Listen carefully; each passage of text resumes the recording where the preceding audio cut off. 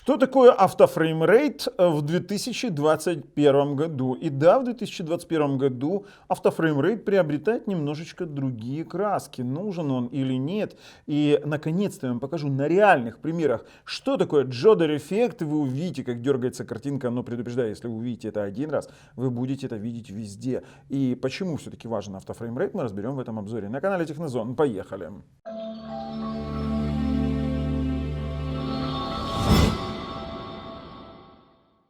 Вообще в ситуации, которая происходит в 2021 году, я хочу привлечь сайт своих информационных партнеров artins.com. У меня есть разрешение публиковать материалы с этого сайта, и ссылочка на этот сайт лежит в описании под видео, вы всегда можете на него зайти. Он на английском языке, но есть Google переводчик. Я вам сейчас расскажу суть основную, вообще что же происходит. Давайте для начала мы сформулируем с вами определение. Автофреймрейт в ТВ-боксах — это автоматическое переключение частоты экрана вашего телевизора через HDMI порт под частоту воспроизводимого контента этим самым ТВ-боксом. Чтобы было понятно, то я могу сказать, что фильмы воспроизводятся в 24 кадра в секунду, вернее в 23,976 тысячных. Это золотой стандарт киноиндустрии. В принципе, он немножечко устарел, потому что раньше это были километры пленки, и он был, скажем так, применим, вернее, он был принят для экономии этой самой пленки. Но это минимальное значение для плавного восприятия глазом движения. Вообще, в принципе, можно брать 16, но там будет очень сильно заметно движение. Так вот, 23,976. Эфирное телевидение в Европе и в частности в наших странах постсоветского пространства — это 25/50 Гц. Эфирное телевидение в США, допустим, берем США как какой-то эталон, это 29,97, соответственно, при 30-кадровом контенте или канале, и 60-кадровый контент, 60-кадровый канал, имеется в виду вещание, это 59,94. В принципе, так и строилась индустрия производства контента. Говорить о целых числах, допустим, контента, там, допустим, 30 чистых кадров, чистых 60, чистых 24 не приходится, потому что в основном камеры снимают дробные частоты. В частности, я, например, снимаю это видео 59,94, хотя вот откуда берется 60-кадровое видео, это наши камеры смартфонов, это, допустим, стриминг с компьютера, например, стримеры игр это делают, и различного рода непонятные экшн-камеры. Все остальное снимает в дробных частотах. Так вот, что же происходит на самом деле? Наши ТВ-боксы зачастую базово работают на частоте 60 либо 50 Гц, как в принципе и базовая частота панелей телевизоров 50/60, в зависимости от региональных различий, в зависимости от того контента, который транслируется, вернее от того телевидения, которое транслируется. Это все пока что просто для понимания. Но если вы будете транслировать 24-кадровый контент на частоте матрицы 60, то у нас получится следующая фишка. Смотрите, у нас есть очень элементарная вот такая вот вещь. Она на английском языке, но вам будет наглядно все понятно. То есть внизу у нас вот 60 кадров разложено, а вверху идет 24-кадровый контент. То есть что происходит?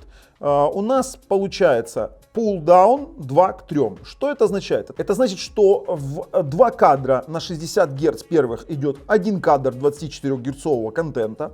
Потом идет у нас 3 кадра 60-герцового контента, на него идет все так же 1 кадр. Потом опять 2 кадра и на него идет 1 кадр, 3, 1. Все это выражается в дрожи.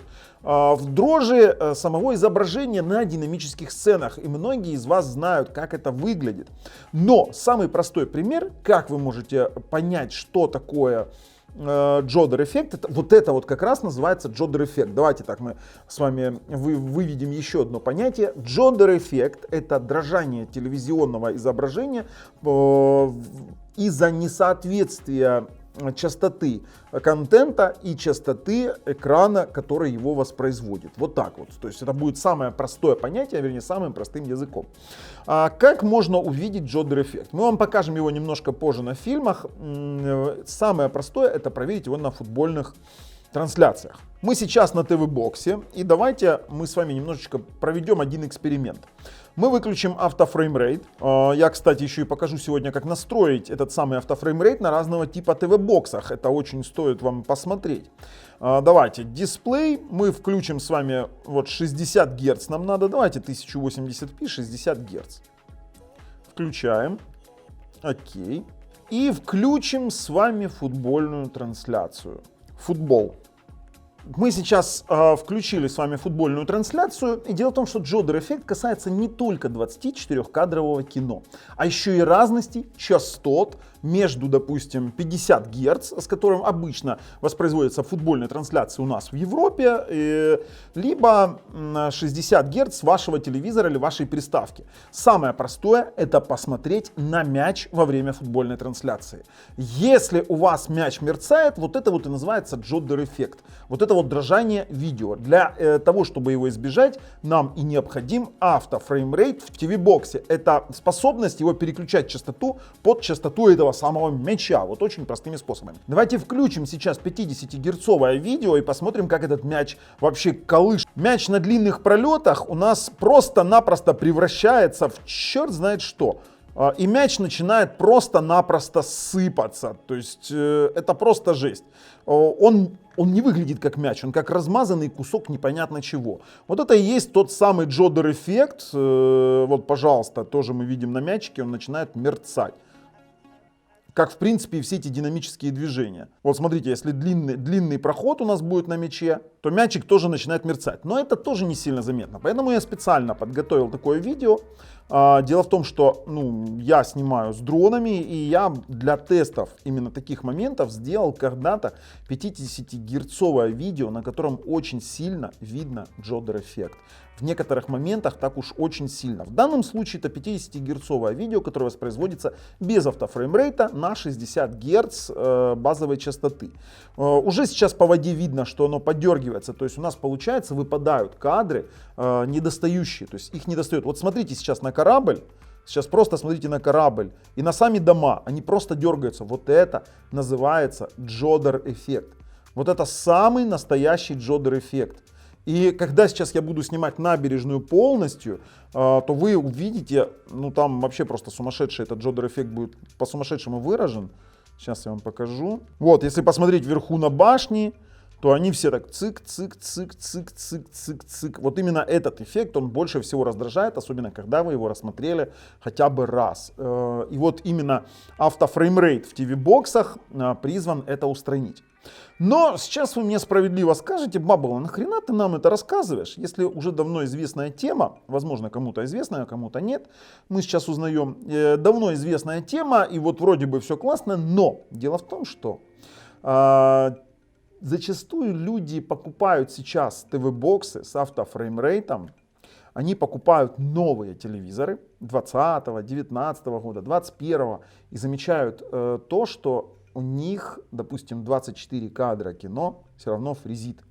При том, что у них ТВ-бокс автофреймрейтом. И дело в том, что оно даже выдает, допустим, 24 Гц вроде бы на телевизор. И вроде бы телевизор показывает с 24 Гц, но не тут-то было. Дело в том, что вот вам, пожалуйста, вообще яркий пример. Это TCL телевизор, достаточно старый, но у него вообще не 24 Гц. А китайцы пошли немножко дальше, и вообще многие производители панелей пошли немножко дальше. Они показывают, что панель поддерживает 24 Гц, но продолжают работать все с той же частотой 60 Гц. И в данном случае мы не берем сейчас про 120 Гц, там вообще другая тема, другая песня, там есть уплавнялки. И получается другая ситуация, что человек смотрит вроде бы правильное кино, 24 Гц, но все с теми же фризами. Этого практически лишены старые телевизоры. Я вам сейчас покажу крайне показательный пример. На все том же artins.com существуют тесты для проверки этого самого джодер-эффекта. И если мы посмотрим на рейтинг телевизоров, то максимально классный рейтинг по отсутствию 24-кадрового джодера у нас в телевизорах 2018 года. В самом топе, если мы увидим, висят только телевизоры 2018 года. Если мы покажем все телевизоры, то у нас идут первыми 2018 года, потом 2019, потом 2020, потом опять возвращаются 18, 17, то есть здесь не по хронологии. Но самые топовые телеки 2018 года. Вы можете себе представить? Что же происходит? Дело в том, что существует 4 момента возникновения джодер-эффекта. Или как тестирует artins.com. Давайте я вам сейчас расскажу. Ну, во-первых, вы эту шахматную доску видели, наверное, в моих обзорах телевизоров. Вообще, что же происходит? Данный ролик, вот вы сейчас можете увидеть, я вам показываю фрагментик, как это все на телевизоре выглядит. Он просто-напросто на телевизоре фотографируется с выдержкой 1 секунду и, понятно, поддерживает ваш телевизор автофреймрейт. Потому что теперь у нас получается, что автофреймрейт должна поддерживать не только приставка, а еще и сам телевизор. И это факт. И мы вам покажем, как мы будем тестировать телевизор, который мы сегодня приведем в качестве примера. Но что же возникает? У нас есть 4 параметра. Первый — это отсутствие джодера на 24 герцах. Это значит, когда подается чистый 24-герцовый сигнал, что могут некоторые ТВ-боксы, допустим, чистый 24-герцовый сигнал. Джодер Free — это 24 через 60 Гц. Это значит, что телевизор должен в данном случае правильно распознавать 24-кадровый контент и в 60-герцовом потоке. Потом у нас существует Jodder Free 24 кадра через 60i. Это в основном у нас транслируют так спутниковые ресиверы, кабельные ресиверы, когда они 24 кадра транслируют через 60 кадров прогрессивной развертки. И последнее, это у нас именно уплавнялка. Это называется 24, вот они, знаете, как вверху, 24. Вот, Jodder Free 24p через нативные приложения. Это то, что обычно в телевизорах нативные приложения и способность телевизора правильно скомпенсировать вот этот самый Jodder эффект в приложениях, например, Netflix, Amazon Prime, Megogo, Ivi и тому подобного. Так вот, если мы посмотрим с вами на рейтинг, то у нас не все телевизоры, тут нужно еще, знаете, как на бюджет смотреть, то не все телевизоры у нас проходят такой тест. Например, если мы с вами кастомизируем данную таблицу, давайте Customize Table, и выберем Jodder Free 24p нет, то вот именно отсутствие, то мы увидим перечень телевизоров, а именно 2020 года. Например, Samsung TU7000 не имеет у нас возможности вообще справляться с 24-кадровым контентом. В 2020 году Toshiba Fire TV не может справляться с 24-герцовым контентом. Так же, как и TCL 4 серии тоже не может справляться с 24-герцовым. Samsung RU7100, RU7300, N50, это 19 года модели, 18. Но это все не главное. Дело в том, что в данном случае не всегда телевизор способен воспринимать 24 Гц, и он иногда компенсирует 24 via 60p. Это уже более интересный момент. И таких телевизоров в 2020 году становится намного больше. Например, LG UN, вот именно из знаменитых брендов, да, LG UN 7300, Hisense, Vizio, LG Nano 80, TCL 4 серия 2020 года, Samsung TU8300, TU6980, LG UN 6970. Это все 2020 года телеки, ребята. Sony X800H, X750H, TCL 3. Короче, тут уже повально. Но в основном это все бюджетные моменты. То есть, если мы с вами обратим внимание, то это уже пошли бюджетные серии телевизоров. Мы не берем сейчас, допустим, нативные приложения. Слушайте, а есть же такие, которые в нативных приложениях не могут, но новых телевизоров таких все меньше и меньше. Именно новых. То есть у нас получается ориентирование телевизора становится на нативные приложения, то есть они больше используются в смарт-функциях через уплавнялки. Так вот, что такое уплавнялки? Давайте мы с вами сейчас разберем, что такое уплавнялки. Уплавнялки способны, как, знаете, там уплавнялки, они называются по-разному. Например, в LG это называется TrueMotion, потом есть в Sony, по-моему, Motion Flow. Короче, их очень огромное, большое количество, у каждого называется технология по-своему. И они позволяют компенсировать вот этот самый Jodder эффект тем, что они берут контент, ну вот как пример, да, они взяли 24 кадра, которые вы получили, у них нет 24-герцовой матрицы, например. Они его разложили на 1000 кадров, и эти 1000 кадров потом сложили в одно целое, где теряются вот эти самые пропуски. Да, где теряются эти пропуски кадров. Ну, это в случае 1000 кадров, это в случае с Sony. Допустим, TrueMotion у LG это там бывает 100-120 кадров. И каждая уплавнялка работает по-своему. Но в случае с уплавнялкой вы рискуете получить тот самый театральный эффект, когда он берет 24 кадра, перерабатывает их в 60. И он зачастую не очень многим нравится. Хотя я смотрю только с уплавнялкой. Слушайте, ребят, ну и дело в том, что мы ссылочки на лучшие ТВ-боксы с лучшим автофреймрейтом разместили в описании под видео. Есть набор ТВ-боксов, которые действительно поддерживают правильный автофреймрейт. А почему он бывает неправильный, то вот там вот дальше, после наших конкретных примеров, дальше все это мы расскажем. Слушайте, ну это все теория. Но как же увидеть джодер-эффект в фильмах? Мы с вами сейчас переходим, смотрим. Я вам детально покажу, что происходит, именно конкретно, что происходит при переключении на конкретном телевизоре. Я покажу вам, как меняется частота самого телевизора, и вы уже увидите более детально. Ну а советую вам подписаться, нажать колокольчик, чтобы не пропустить дальнейшие наши обзоры. Ну а потом мы с вами еще после этого конкретного примера разберем, как настраивать автофреймрейт правильно, если ваш телевизор, конечно же, поддерживает. И там я уже вам расскажу, почему телевизор нужен, вернее, почему автофреймрейт нужен даже на телевизорах с уплавнялкой. Все, переходим. Смотрите, что касается настройки. Мы разделим на разные ТВ-боксы, на разные типы ТВ-боксов. В данном случае мы должны с вами показать, как настраиваются отдельно Mi-Cool ТВ-боксы, и потом отдельно я расскажу, как настраиваются все остальные.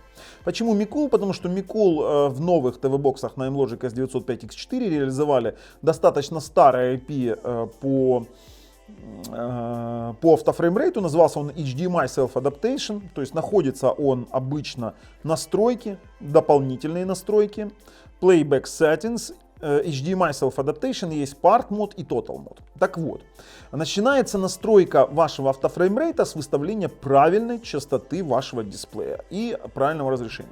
Если у вас 4К телевизор, то вы должны изначально установить правильное разрешение в виде 4К и какую частоту выбрать. Если вы смотрите IPTV, то я советую вам ставить, например, 4К 50 Гц. Почему 4К? Потому что существует неправильный автофреймрейт. Данный ТВ-бокс переключает правильно частоты, но он не переключает правильно разрешение. То есть, если вы будете смотреть, например, IPTV Full HD, и потом переключитесь на IPTV 4К, то он 4К даунскейлит до Full HD, и вы не будете смотреть в максимальном качестве ваш контент.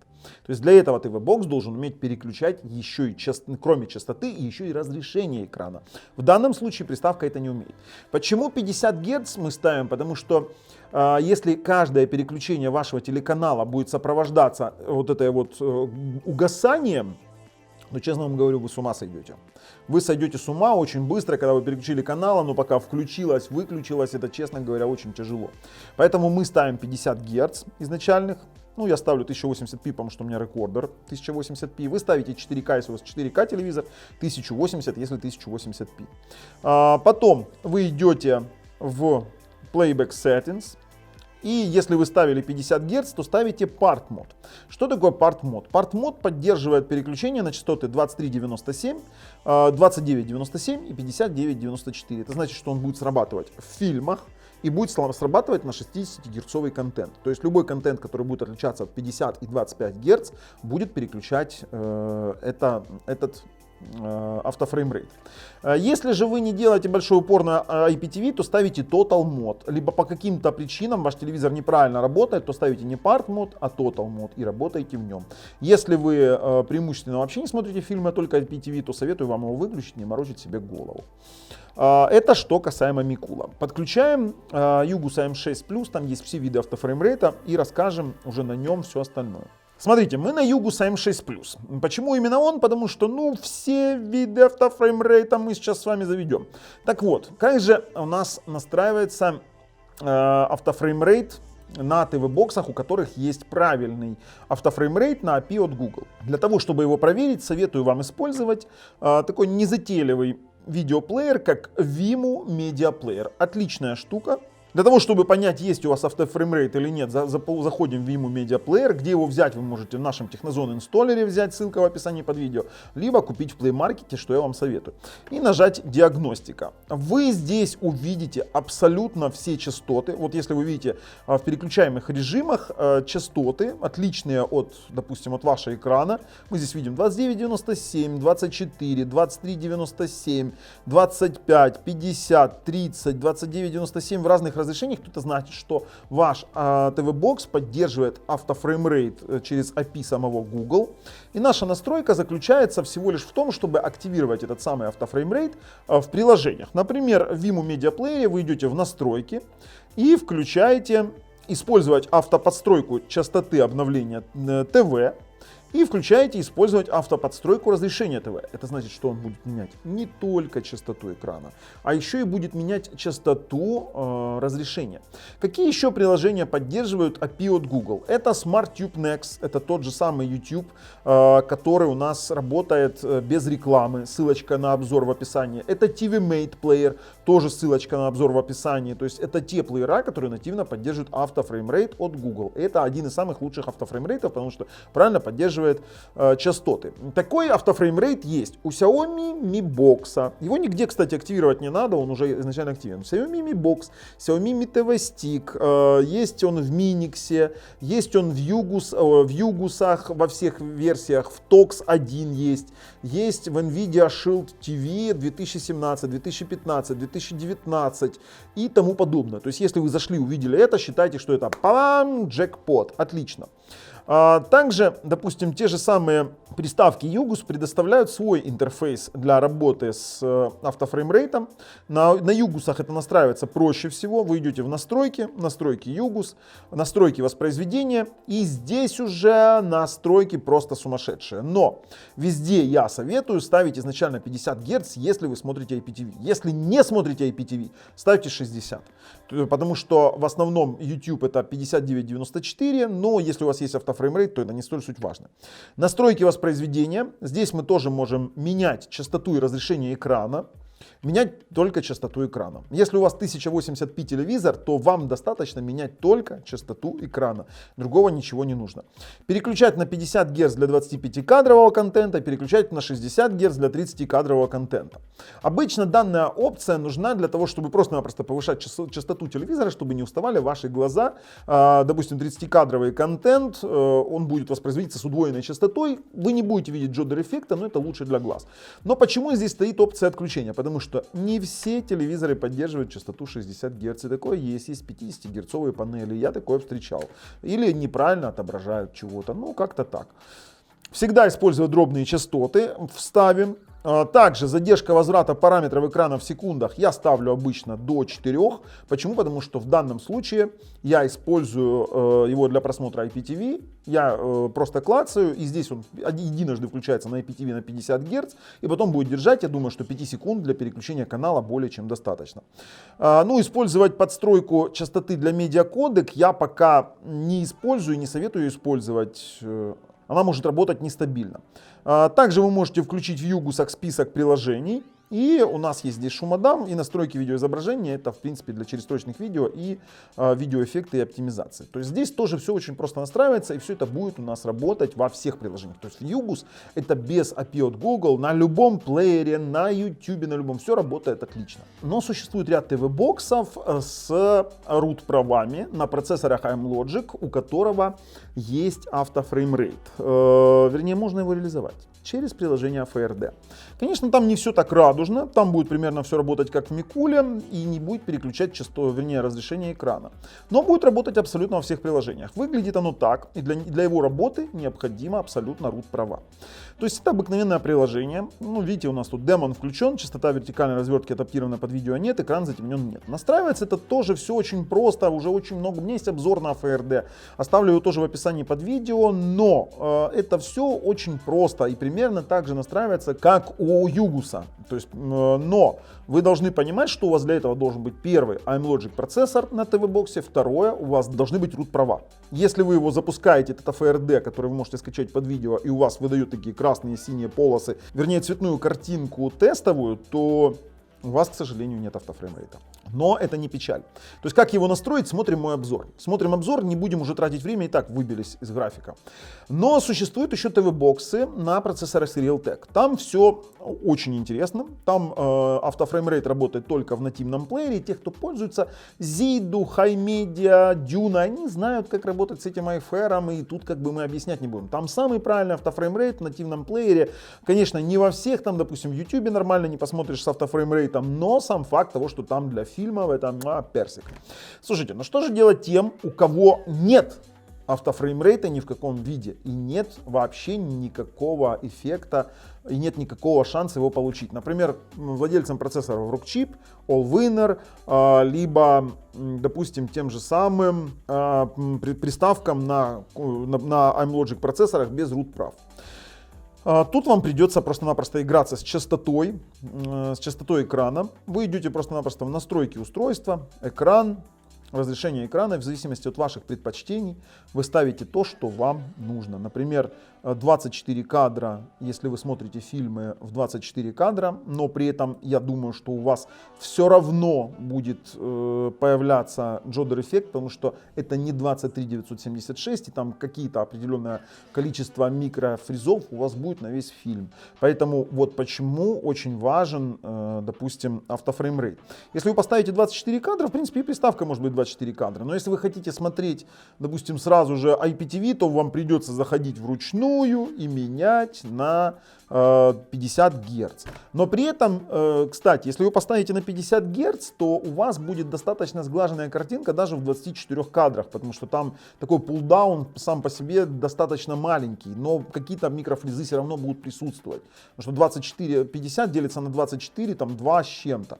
Да, там 2 и с мелочью. Надо, чтобы было на 2 ровно, но есть как есть. Ну что, господа, от теории к практике. Сейчас мы с вами используем телевизор LG с поддержкой честных 24 Гц. То есть у нас есть режим реальный кинотеатр и подключен к нему ТВ-бокс Mikulka M6 Deluxe, который проигрывает нормально, вернее, работает с автофреймрейтом нормально. Для начала я хотел бы показать, как выглядит правильно тест и как его правильно проводить. Для этого я отключаю автофреймрейт, он у нас отключен. Мы должны с вами увидеть, какие результаты выдает этот самый тест. Давайте, поехали.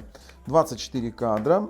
Мы с вами готовим камеру для съемки в профессиональном режиме с выдержкой 1 секунду. Стартуем и фотографируем. Что и требовалось доказать, мы сейчас имеем с вами вот такую вот обыкновенную шахматную доску. То есть я ее сейчас вам выведу просто. То есть сейчас автофреймрейт не сработал. И вот эта проблема присуща телевизорам, которые показывают, что вроде бы 24 Гц есть. Ну и ТВ-боксам, которые не работают с автофреймрейтом и проигрывают контент в 24, вернее в 60 Гц. Этот самый 24-кадровый. Сейчас мы с вами должны включить автофреймрейт. Сразу говорю, не у всех он так включается. И вообще практически так не у всех включается. Практически так ни у кого не включается, кроме Mikul KM серии. И пойдем с вами посмотрим, как же это все дело выглядит при тесте на профессиональном фотике с выдержкой 1 секунду. Как отличить, что работает автофреймрейт? Да, у нас срабатывает сейчас проигрывание, погаснет экран, он погас, включился, продолжилось проигрывание, и мы фотографируем с выдержкой в 1 секунду. Опа! И прямо у вас на глазах показываю результат. Ну, здесь немножко пересвет, потому что я близко подошел. Давайте я чуть отдалюсь. Ну, в общем-то, это абсолютно идеальное серое поле. А ну, давайте еще разочек. О, все, чуть дальше было. Вот, идеально серое поле без шахматной доски. То есть в данном случае я подтверждаю, что автофреймрейт работает.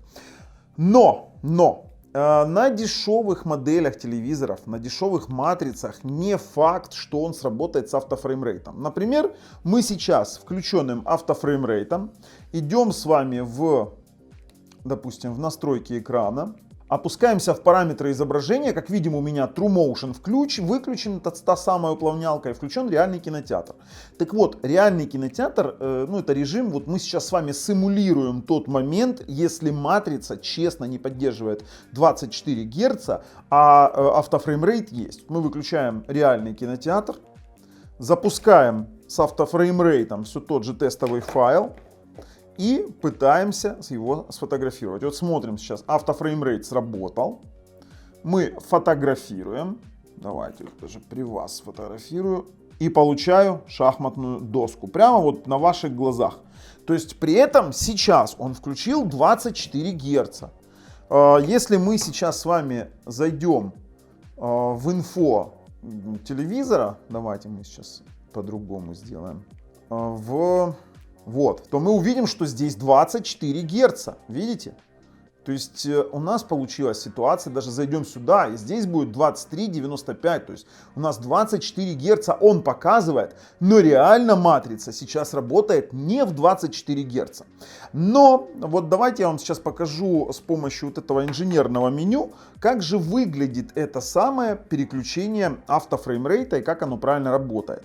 Обратно пойдем и включим режим кинотеатр реальный. Реальный кинотеатр включаем. 24 Герца он у нас сейчас будет воспроизводить отлично. Включаем диагностическое окно. И вот видим здесь вот у нас сейчас 60 Герц. Как же наглядным способом работает 24-кадровый контент и как же оно переключает. То есть если мы сейчас с вами включим этот тестовый ролик, у нас произойдет сработка автофреймрейта. Давайте, смотрите, оно сейчас моргнет. Моргнуло. И у нас раз и включилось 24 Герца. Видели? Вот именно здесь мы с вами увидели, что у нас срабатывает автофреймрейт. Если хотим увидеть дробные частоты, то, пожалуйста, вот вверху у нас есть дробные частоты. Ну, здесь оно с округлениями работает. 23975, 23976 сейчас идет. 2395 оно так округляет в меньшую сторону. Смотрите, то есть мы вышли, у нас вернулось это все дело на 59,88. Ну, давайте вернемся на целые части. Чтобы мы с вами видели, о чем идет речь. А давайте мы с вами включим обыкновенный фильм, чтобы вы понимали, что фильмы идут тоже в 24 Герца. Давайте вот обыкновенную, допустим, фильм любой. Вот Гренландия у нас есть. Мы его включаем, следим за разгерцовкой. Сейчас 60 Герц. Включилось 24. То есть ваш бокс должен правильно переключать на 24 Герца. Вот мы увидели, что он здесь это делает правильно. При этом здесь он делает на дробные частоты. Правильнее, конечно же, на дробные. А ваш телевизор, кроме того, что он показывает 24 Герца, он должен показывать правильные 24 Герца. Ибо мы с вами увидели уже в тестах, что наличие 24 Герцев не гарантирует его правильное отображение. Слушайте, но в принципе, вообще в 2020 году, с учетом того, что сейчас все бюджетные телевизоры у нас практически не поддерживают автофреймрейт как таковой, то есть у них нет честных 24-бит матрицы, то я советовал бы обращать внимание на телевизоры с уплавнялкой. И реально приходить в магазин и задавать вопрос, а если у него уплавнялка, включать какой-нибудь фильм на YouTube, включать какой-нибудь, не знаю, тестовый ролик и смотреть, как оно будет дергаться. А тестовые ролики для тестов уплавнения я вам размещу тоже в описании под видео. У нас есть как тестировать телевизор, это вы сами уже там для себя определяйтесь. Но цель данного видео была рассказать вам, почему важен автофреймрейт. И последняя фраза, почему он важен даже на уплавнялке, потому что одно дело, когда приставка выдает 24 кадра чистых, их получает, допустим, телевизор LG, раскладывает на 100 кадров и, грубо говоря, смазывает потерянные кадры, которые он получил, вернее, которые сам телевизор сделал, потерянные кадры. Это одно. У вас будет достаточно плавное, красивое изображение. Но когда приставка не имеет автофреймрейта, на 24 кадра контент берет, выводит в 60 Гц порт, в 60p порт, то там уже есть потери. Потом оно приходит на LG, он берет этот потерянный файл, раскладывает совсем по-другому, и это черт знает что получается. Поэтому чем правильнее контент приходит на ваш телевизор, тем лучше он будет отображен, и тем меньше микрофризов будет. Желаю вам вообще просмотра вашего контента без джодер эффекта. Я надеюсь, автофреймрейт в 2021 году для вас будет основополагающим. И, конечно же, ссылки на приставки с автофреймрейтом в описании под видео. Но если вам нравится то, что мы делаем, ставим пальцы вверх, если нет, пальцы вниз. Обязательно подписываемся. С вами был Бабл на канале Технозон. Пока.